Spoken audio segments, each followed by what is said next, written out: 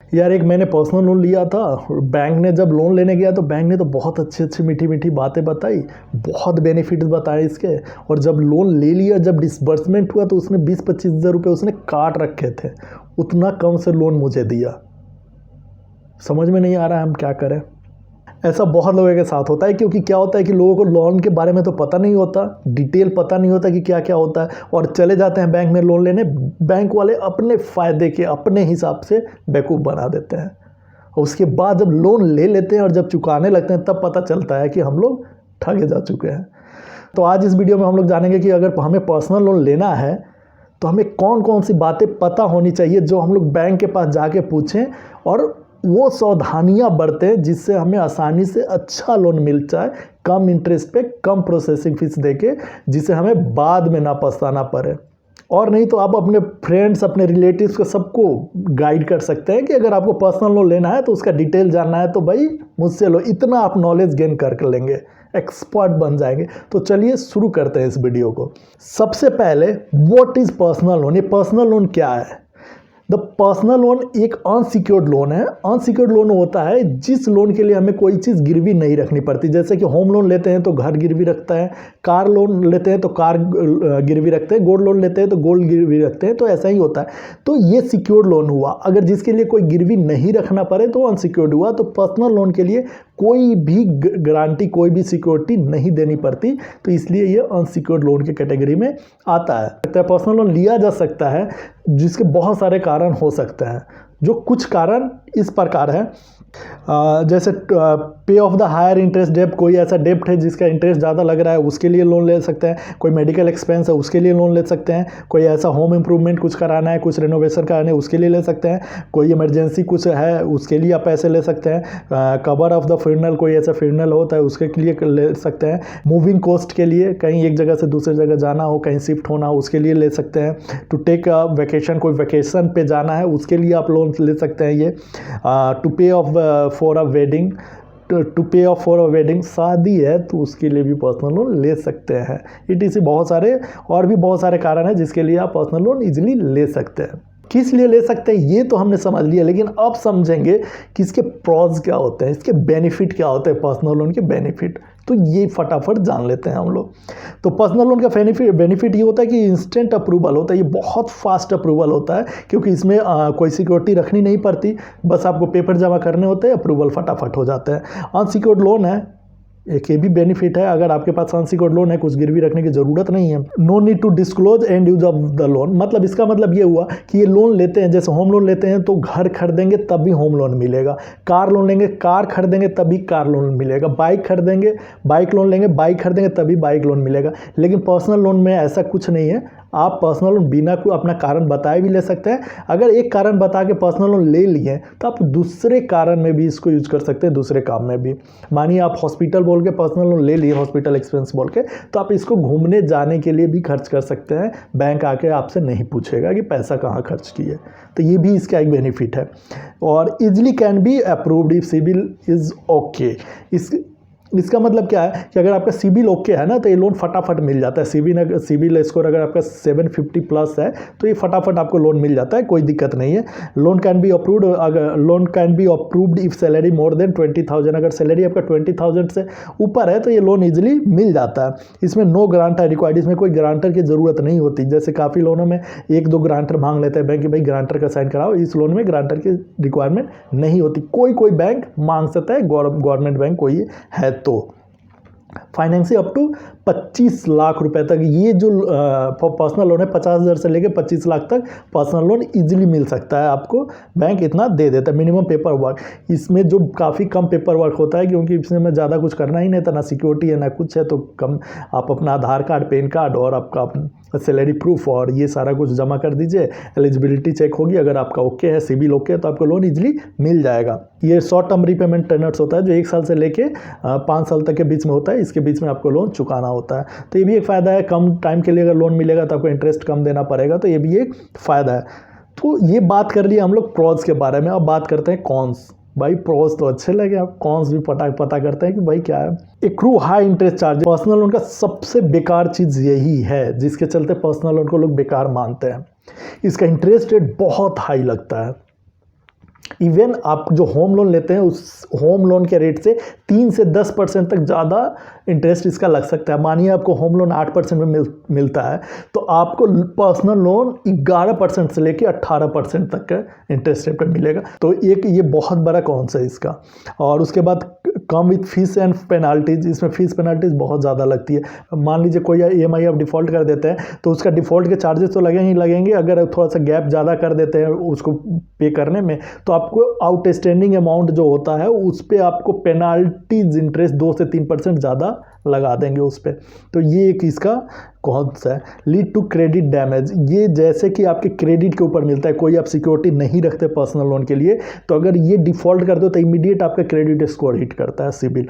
तो इससे बच के रहना चाहिए। अगर पर्सनल लोन ले तो टाइम पे चुकाए, नहीं तो दिक्कत होता है। क्रेडिट स्कोर बहुत जल्दी ख़राब होता है पर्सनल लोन नहीं चुकाने से। उसके बाद रिजल्ट अननेसेसरी डेब्ट्स, इजीली मिल जाता है तो लोग आराम से ले लेते हैं। अगर कोई काम है उसको आप टाल भी सकते हैं, फिर भी आपको लगता है नहीं पैसे आ रहा है ना, चलो पर्सनल लोन लेके कर दे, तो एक गलत चीज़ है अगर देखा जाए तो। Maximum banks don't allow partly prepayment, ये भी एक चीज़ है। अगर मानिए कि आपने लोन लिया और आपके पास 5 लाख का मानिए आपने लोन ले लिया और आपके पास 50,000 कहीं से आए, तो आप सोचेंगे कि वो 50,000 लोन में डाल दें तो इंटरेस्ट कम लगेगा। बैंक बोलेगा ना, पूरा 5 लाख हो तो ला के डालो, नहीं तो 50,000 रखो अपने घर में, इंस्टॉलमेंट भरते रहो। तो इससे क्या होता है, ये नुकसान होता है आपके पास, आप पार्सली पेमेंट नहीं कर सकते। उसके बाद होता है शॉर्ट टर्म रीपेमेंट जो होता है 1 से 5 साल का होता है, तो आपका जो EMI होता है वो बड़ा होता है, तो ये भी एक प्रेशर पड़ता है। तो ये भी एक कौन सा इसका हाई प्रोसेसिंग फीस, इसमें प्रोसेसिंग फीस बहुत ज़्यादा लगता है, जो कि आपका 1% से लेकर 3% तक हो सकता है प्रोसेसिंग फीस लोन अमाउंट का।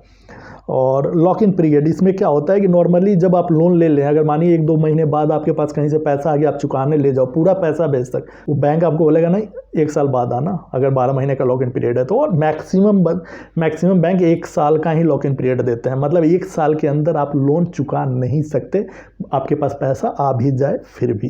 तो ये हम लोग बात किए कॉन्स के बारे में पर्सनल लोन। ये चीज़ बहुत अच्छा है, question to ask at the time of taking personal loan. Personal loan लेने जा रहे हैं तो बैंक से क्या क्या क्वेश्चन करना चाहिए जिससे आपको सस्ता लोन मिल सकता है, आप इजीली लोन ले सकते हैं, आगे चल के पछताना नहीं पड़ेगा और पैसे भी बचेंगे आपको। तो ये चीज़ आप ध्यान से देखिए और ये चीज़ ज़रूर अप्लाई कीजिए। तो पहला, ask to reduce interest rate if CIBIL score is excellent. क्या होता है कि बैंक बोलता है कि भाई मैं आपसे 12% का इंटरेस्ट लूँगा, तो हम लोग बोलते हैं अच्छा बैंक का इंटरेस्ट है 12% ही लेगा, हम लोग लोन ले लेते हैं।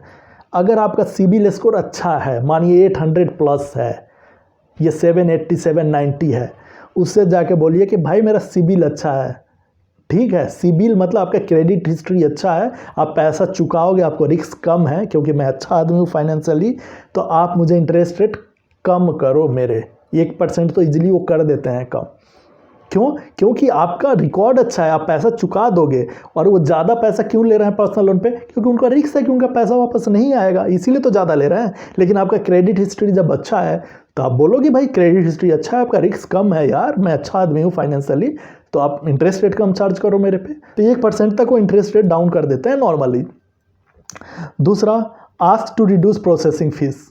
उनसे बोलिए भाई सिबिल अच्छा है, अच्छा आदमी है, तो मेरे में ज़्यादा छानबीन करने की ज़रूरत नहीं है, आपको नहीं पड़ेगी, क्योंकि हमारा क्रेडिट हिस्ट्री अच्छा है, मेरा प्रोसेसिंग फीस कम कीजिए। आप 3% क्यों लगा रहे हैं, मेरे पे 1% प्रोसेसिंग फीस लगना चाहिए, क्योंकि मेरा सिबिल स्कोर अच्छा है, मैं फाइनेंशियली अच्छा आदमी हूँ। सिबिल स्कोर बोल रहा है मुझे, और आप हैं कि यार पैसे ले रहे हो फालतू मुझसे, तो इसमें भी वो डाउन करेंगे, प्रोसेसिंग फीस में भी।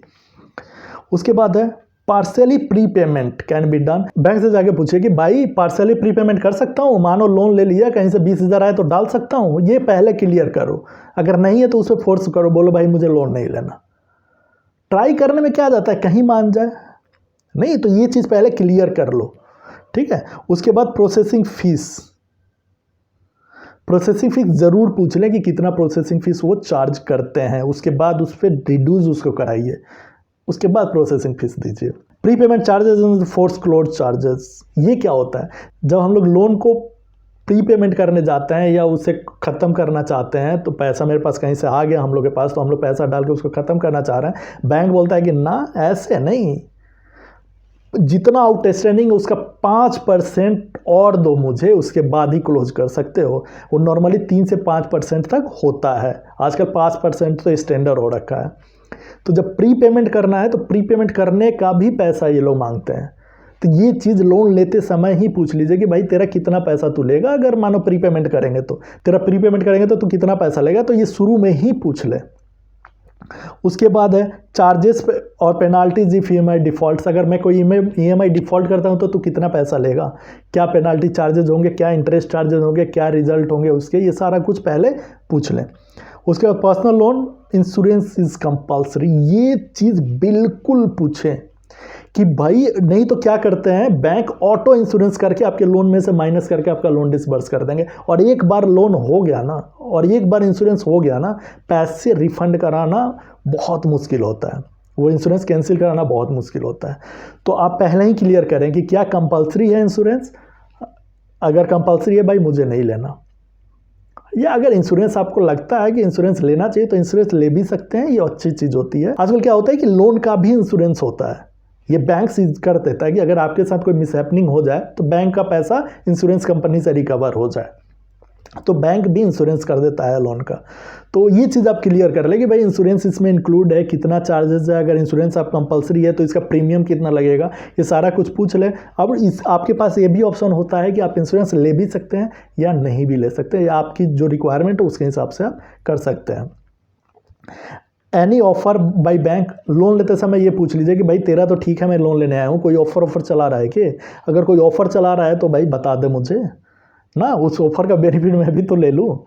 ठीक है। What will be due date, ये जरूर पूछिए कि भाई ड्यू डेट क्या होगा। मानिए क्या होता है जो ईएमआई आप पे करते हैं उसका ड्यू डेट क्या होगा। मानिए क्या होता है कि आपका सैलरी होता है 7 तारीख को, 8 तारीख को, वो आपका ड्यू डेट रख दिए 5 तारीख, तो आपका सैलरी आने से पहले आपका लोन का ड्यू डेट आ जाएगा, तो आपका डिफॉल्ट होने के चांसेस ज़्यादा होंगे। ठीक है, तो ये पहले क्लियर कर लीजिए कि भाई मेरा सैलरी 7 को आता है, मेरा ड्यू डेट 8 को रखा जाए, तो वो कर देते हैं। तो ये पहले पूछ लीजिए, बाद में फिर चक्कर चल, लोन डिसबर्स होने के बाद अगर चेंज कराने जाएंगे तो चक्कर लगवाएंगे बैंक का। ठीक है। उसके बाद एनी हिडन चार्जेस है, जरूर पूछ ले कि भाई जितना मैंने पूछा इसके अलावा भी कोई चार्जेस है तो पहले बता दे, तो ये उन पे हो जाएगा कि भाई बता भाई कोई और हिडन है तो क्योंकि क्या होता है कोई ऐसा वो चार्जेस लगा देते हैं और आप बाद में जाते हैं पूछने लोन डिसबर्समेंट के बाद, तो वो बोलते हैं कि आपने पूछा ही नहीं, या मेरे वेबसाइट पे है जाकर देख लीजिए, अब उसका पूरा वेबसाइट खंगालिए, कहीं कोने में लिखा होगा। ठीक है, ये लोन के 75 तो पेज साइन होते हैं, अब उसमें कहीं कोने में लिखा होगा, तो आप तो सारे पढ़ते नहीं हैं, नॉर्मली कोई नहीं पढ़ता, तो ये चीज़ हो जाए कि तू बता दे, सिंपल, मुझे फर्रे ना पड़ने, मुझे बता दे, मैं देसी आदमी हूँ। तो ऐसे करके उससे पहले पता कर ले कोई और चार्जेस है क्या। तो ये सारे जो स्टेप मैंने बताए, ये सारे स्टेप को अगर आप ध्यान में रखें और इसके हिसाब से आप जाएं लोन लेने। और सबसे बड़ी बात, पर्सनल लोन को अवॉइड करना चाहिए लेने से, क्योंकि बहुत ज़्यादा हायर इंटरेस्ट इसका लगता है, जैसे कि मैंने बताया 18 से 20% तक इंटरेस्ट रेट लग जाता है इसका, तो इसको अवॉइड करनी चाहिए। अगर ज़्यादा ज़रूरी है तभी ले, और लेने जाएं तो ये सारी जानकारी जो हमने डिस्कस किया, ये जानकारी आप रखें और बैंक से क्वेरी करें, आप आसान से सस्ता लोन लेके आएंगे कंपेयर टू अदर। तो ये वीडियो आपको कैसा लगा नीचे कमेंट बॉक्स में ज़रूर बताएं, और ऐसे इंटरेस्टिंग वीडियो के लिए हमारे चैनल को सब्सक्राइब कर लें और बेल आइकन को प्रेस कर लें। तो फिर मिलते हैं अगले वीडियो में, तब तक के लिए बाय।